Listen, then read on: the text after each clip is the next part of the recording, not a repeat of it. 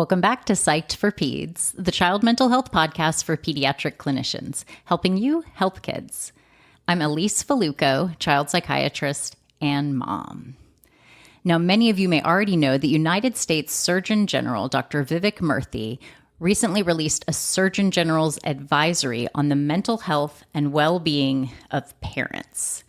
Now, this advisory highlighted how parenting can lead to significant stress and burnout and negatively impact our mental health. And one of the stats that he shared was that about half of parents say most days their stress is completely overwhelming. So today, we're going to talk about stress and burnout in parents and share a couple of practical tools and exercises to help us realize when stress is affecting our mind and body, and more importantly, talk about how we can fix it.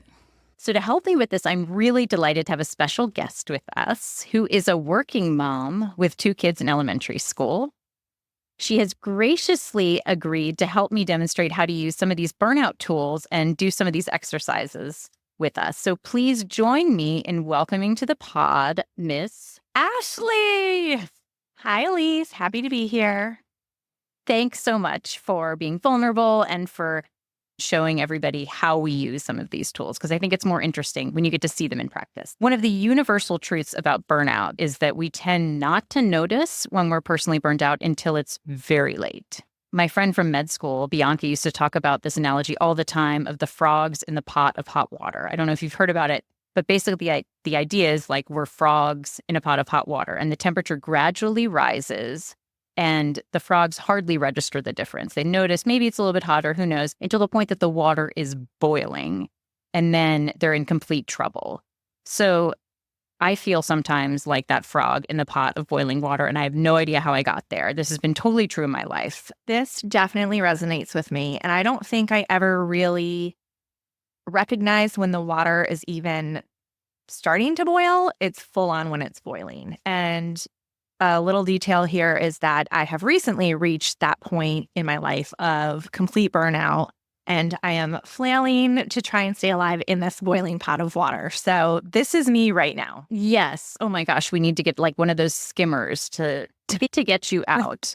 But I think like this, sadly, that can happen so easily because it's really hard to recognize it in ourselves. And in an ideal world, we'd be able to identify when we're starting to become less healthy and a little bit more stressed, and we'd know what to do and get help or intervene before we get to the boiling point, so to speak.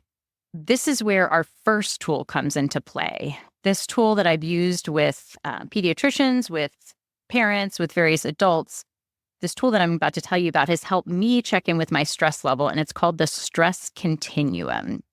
And basically, this tool was first created by the U.S. Marine Corps for use in combat settings, and it's used to help us identify how stress is currently affecting our body and mind. So instead of it being an on-off switch like I'm burnt out or I'm not, this tool categorizes stress according to a color system where green is ready and healthy, yellow is reacting, or rather starting to experience some unhealthy responses to stress, orange is injured from a psychological perspective, and red, of course, is not where you want to be, and that's considered critical.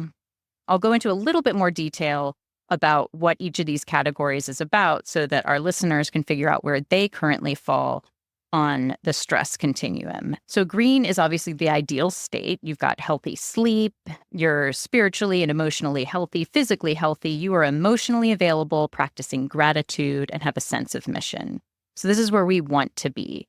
And obviously, we're probably not going to be there all the time, but that's certainly the goal. And then yellow is considered reacting, but it's when you're starting to fall away from that. So that's when you start to notice a little bit of sleep differences. Maybe you're getting tired during the day. You have some fatigue. You have a shorter fuse. You might be a little bit irritable. You're noticing you're less motivated, maybe cutting corners. You're not so creative. That's your yellow state. And then orange is usually a state where you're having pretty significant sleep issues. You feel a little disengaged in your relationships. You're exhausted, not just a little tired, but super tired, exhausted. You may have physical symptoms like headaches, stomach problems, worsening of chronic illness. And orange would be considered burnout, entering into the burnout phase. And then red is beyond burnout. That's where you would have insomnia. We'd expect to see more major mental health problems like anxiety, panic, depression, thoughts of suicide, hopelessness, and potentially intrusive thoughts, and really broken relationships. So, Ashley, what do you think when you see this scale? I think many individuals often just blow past all of these different colors and then find themselves in the orange to red zone.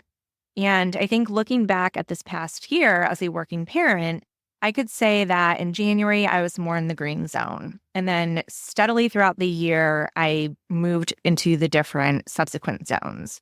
So I started having an interesting time at work with a very toxic boss, and the whole entire organization was really suffering from it. And so at that point, I found myself getting really tired and changes in attitude about work and lack of motivation at work because I didn't want to work for somebody who didn't value their workers. And then a couple months later, I started having to deal with some health issues with my kids.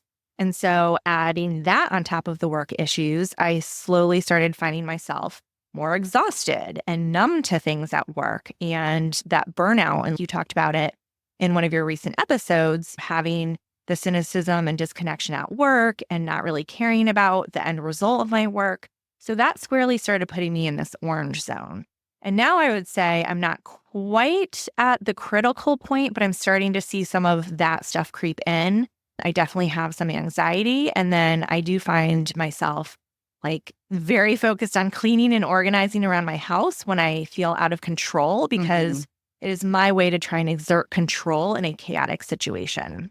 So I think if I had been looking at this continuum earlier in the year, I would have been able to put my feelings and my physical reactions on this continuum and to see them and be able to try and step back and try and deal with those colors before they kept progressing. Thank you so much for sharing. And I think like what you've described, I think a lot of our listeners can relate to. I think for a lot of us, it starts with having some sleep problems, which then affect your energy level during the day.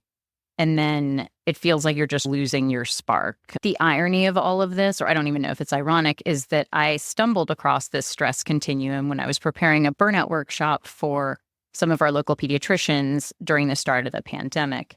And the goal of the workshop was for us to help them identify and manage stress and burnout and et cetera. And when I was practicing on this stress continuum by looking at it regularly and trying to figure out where I was shocked. I was squarely in the orange.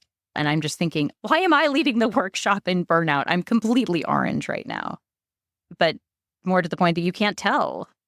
Yeah, I think you can't tell. And I think also some people might look at this and say, oh, I'm in the green because that's where they want to be. So when you do this continuum exercise, you really have to be honest with yourself and determine where you are as opposed to where you want to be and where you want to project yourself, how you want to project yourself to others.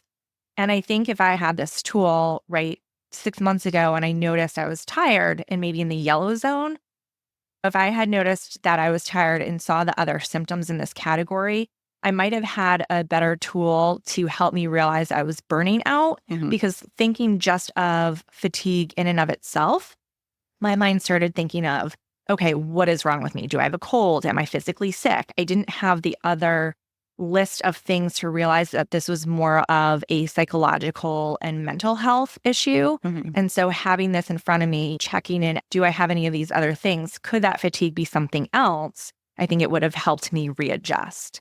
And I also wonder if there are other tools to use at each color to help you course correct. So is there something I could do when I'm in the yellow zone versus something I could do in the orange zone to help me get back to that green?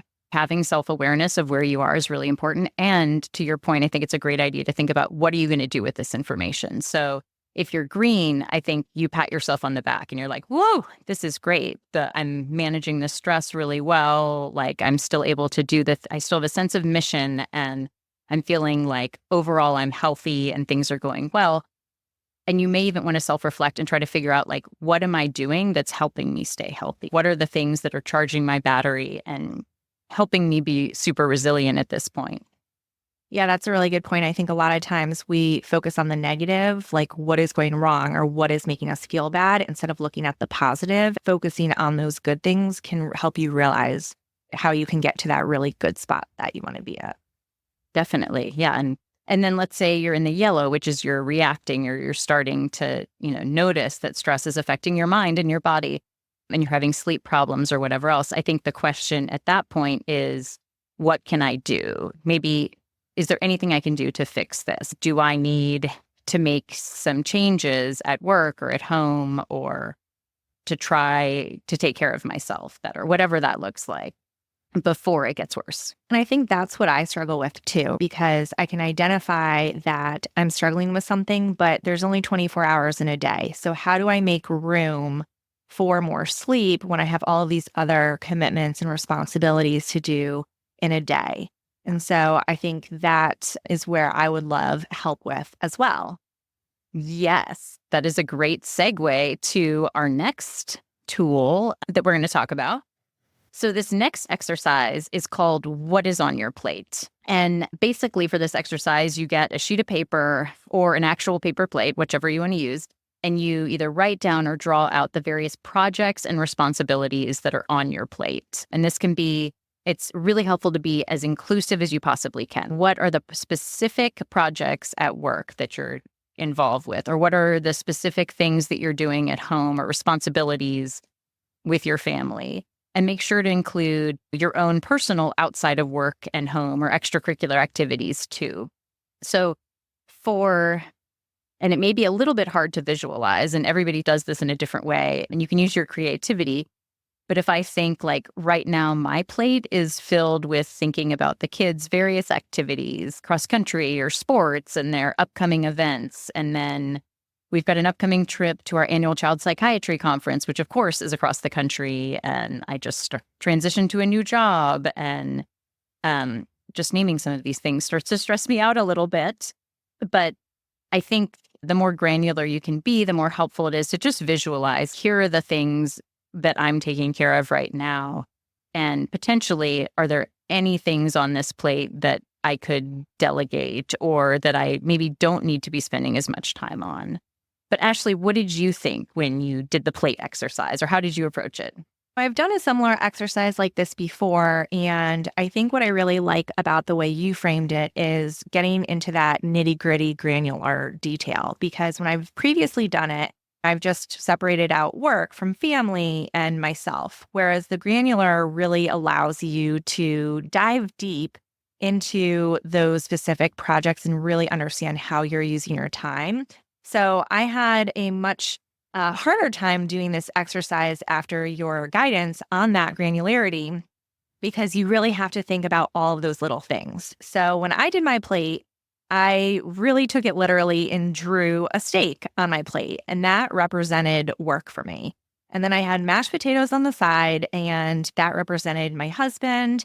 And he's going to love that you get mashed potatoes. But hey, mashed potatoes with gravy, that's a really good side. So he gets the delicious one. And then I did green beans, and that represented my kids, because to your point where you're talking about all of the things that your kids are doing, each green bean for me represents a different practice, swim lessons, a play date, school, meetings, whatever it is for my kids. And then I had a very tiny side salad, and that was for me. Each element of the salad represented a different type of volunteer work that I do, or an element of the salad, I'll say cucumbers because they're my favorite. Those represent the fun activities I get to do, like with my friends. What I did find missing from this exercise is a lot of women these days in particular talk about the mental load. And it's the running to-do list in your head, right? So while this plate separates out all of the different activities I do, it didn't quite capture that constant worry and concern in my head of, okay, I have to call the doctor and make this appointment, and I have to contact this friend to set up a play date for my kid. And oh, there's a birthday party this weekend and I have to buy a gift. Mm-hmm. And oh, I have to send the Christmas gifts a week in advance so that they arrive on time. Mm-hmm. All of those smaller activities. And so I like to also think about another way of how to do this exercise, which is like drawing a brain. And I came up with this idea because my 6-year-old son actually came home recently, having done this himself on his own, unprompted. And it was very sweet because he had a brain, and inside of his brain was video games, drone, movies, all the things that he either loves doing or the things he wants to ask for Christmas. He's starting early. He's like starting very early. He has written out 3 lists at least already. Oh my gosh. But taking that hint from him, I think I actually did it after he brought his home to show him what mine looked like.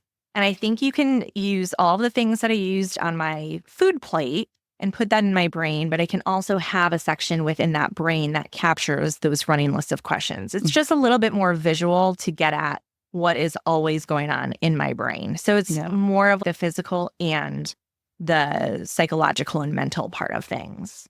I really love that. I love the idea of the brain. Like instead of what's on your plate, it's what's on your mind, what's taking up your brain space. Yeah.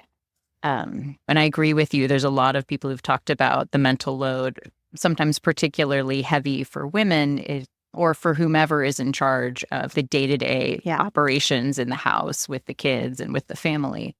And also the person who's more likely to get called by the school when the kid is sick or bites somebody. Although my kids have not been biting anybody just recently. That's good.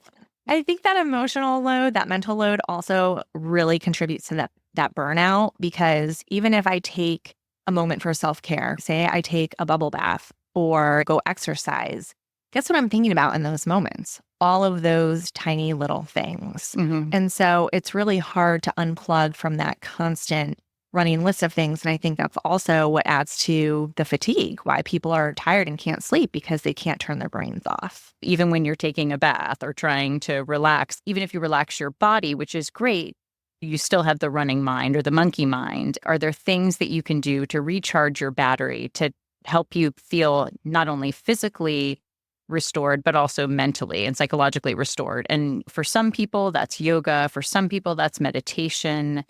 So I typically find meditation and baths and all the things that I'm told to do to quiet my mind as not super helpful in recharging my battery. Mm-hmm. And I think that's because I really thrive on being an extrovert and doing things. It's very hard for me to sit on my couch and do nothing.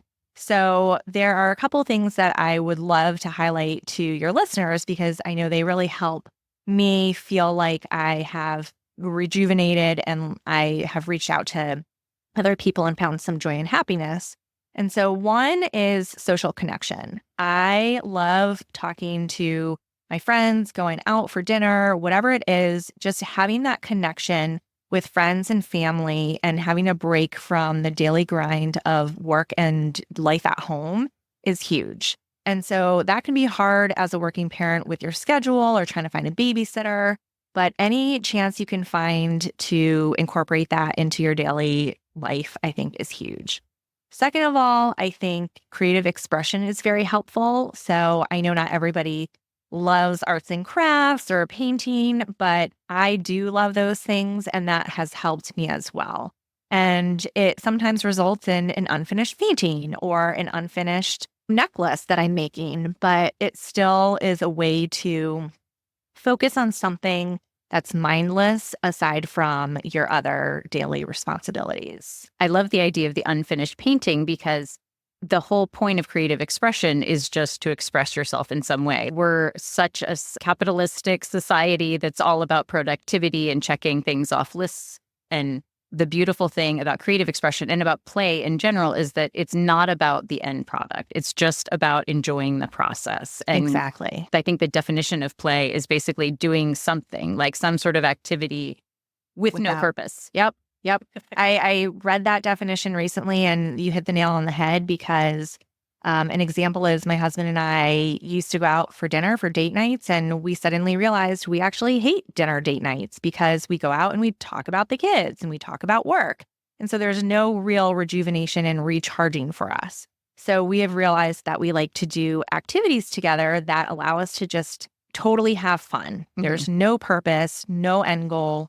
And so whether it's going out and hitting golf balls or going out on a boat or whatever it is, that has really been a better thing for us to connect over. Because it forces you to get outside of your heads and your to-do list. And okay, you're my co-manager for the family or like for our family incorporated. And so let's take care. It becomes a business meeting sometimes. Yes, exactly. And so if you're distracted and you're playing mini golf or maybe taking a long walk or just doing something where it's not a setup for having a business meeting, then you can actually physically and emotionally recharge. Yes. And I think the third thing I would advocate for your listeners to do is to exercise. And I know doctors often recommend that, and sometimes it can be hard because it makes it feel like a chore. I know sometimes exercise feels like a chore for me, but I have recently gotten back into swimming with Lee, and it's a 2-for-1 because I get the exercise, but I also get to connect with Elise and the other teammates, and it's been really great. And I feel like I am totally just happier, more at ease. And swimming laps for me allows me to tune out everything in my brain. And I've only ever really had that with 2 different types of exercise, A, swimming, and B, yoga, where my mind just goes blank. And so that's really been another way to help recharge my battery. Yeah. And just any type of movement. It doesn't even have to be like breathtaking, you're underwater and you're like gasping for air. Yeah, no, not at all. Even just a walk with a friend or walk your dog. Today I did that with a friend and it was great. We got out. It's cooler now outside. And so we had a really lovely time just catching up and getting some steps in. That is excellent. I think I have a question for you though, Elise, because we talked about our plate or our brain and we have all of these things that are going on. And one thing that I struggle with is how to rearrange those plates, right? So if I have a huge steak on my plate, but I want to have more potatoes, how do I do that? Because it's hard for me to find the time when I still have a mountain of green beans on my plate for the kids. Yes. And this is the hard part. Like one of my mentors, Madeline, once said to me, she said, anytime you take on a new responsibility, you have to remove something from your plate. Yeah. Which would have been great advice like 20 some years ago. I had started to follow it then. Maybe we wouldn't be doing a podcast about burnout right now. But now once you're in the moment and you're like, okay, prevention, too late for that. So what do we do now? This is where self-care and burnout strategies become really personal because there is no one size fits all. For each of us, it's going to look differently. The first question, is there anything on my plate that I can get rid of? And by get rid of, we mean, can you delegate some of this? Can you say no to it? Can you at least inform somebody from your volunteer board, as of a couple months from now, I'm no longer going to be able to serve on the board or to participate in this. Thank you for this opportunity. It's been great. We have some other things going on right now. So just planning to let things go or having a time frame for how long are you going to keep some of these responsibilities around. And obviously there are things on the plate that we can't delegate and we don't want to, and usually things surrounding our kids. Some people have you get really detailed and basically look at a 24-hour schedule and look at how much time are you spending on your phone, how much time are you spending sleeping, how much time are you spending talking to your friends and recharging, how much at work, how much with your kids. And trying to see if there's any opportunities for you to cut down on social media scrolling or watching Grey's Anatomy or whatever it is so that you can devote more time to whatever is truly charging your battery. Yeah, I think that's a great idea to do the 24-hour outline because I think a lot of people in their minds say, oh, I only look at social media 20 minutes of the day, when in reality, it's an hour and a half. And so if you really take the time, and I know it's even hard to sit down and map out every single thing you did that day, but if you can just take one day to do that, I think it would really open people's eyes to see how much they actually do things. And then they might be able to pick certain activities to do a different day or to take off their plate completely and then devote that time to something else. Yeah, definitely. So to close, I wanted to end with our practice of gratitude, which is another exercise to help with burnout. So both Ashley and I are going to try the 3 good things exercise that we mentioned in the last episode and share 3 things that we experienced or happened today for which we are grateful. And then Ashley, I'm going to put you on the spot. Do you want to go first? Sure. I feel like an obvious one is to say that this has brought me joy being on this podcast with you. I feel like it's been a tough year for me. And so anything I can do to help other working parents see where they're at in terms of their journey, and even just to say to themselves, this might be me, and just destigmatize burnout. So I love having done this with you. Another thing that I'm grateful for today is the walk I went on with that friend. Just getting fresh air and outside was awesome. And I actually would say my husband's travel today. He gets to go overseas, which I must say I am jealous about, but I am grateful he gets this opportunity because I think this is some self-care that he really needs. So that makes me happy. That's very kind and generous. My 3 things that I'm thankful for today are getting to go to swim practice earlier today after being holed up with the kids at home because of the recent hurricanes. It felt great to go outside and be in the sunshine and with some of our friends. My second thing for which I'm grateful is getting to have a little bit of time with the 2 older kids who are still out of school today. And we did a little coffee date at the local coffee shop. No, I do not give them coffee, but they got still delicious drinks. And we all worked on our laptops and did some work together. And then the third thing for which I'm grateful is my friendship with you, Ashley. Thank you. And for you very kindly and vulnerably agreeing to share what's going on in your life so that other people can recognize what ideas and tools and tips and strategies that might help them. And I think for all of us, this is a lifelong journey and we are not always going to be in the green, and that's okay. And stress is going to affect us because that's what it does. And it doesn't say anything about us. And the best we can do is try to figure out what are the things for each of us that charge our battery to help us going. I wanted to give a big thanks to Miss Ashley. Thank you. Thanks again for having me. And as a brief recap for our Psyched for Peds listeners, we talked about the stress continuum, which is that 4-color scale that determines how stress is affecting your body and mind. And we'll have a link to that on our webpage, psyched4peds.com. We also talked about a couple of exercises you can do to increase awareness about the many things that are either on your plate or in your brain.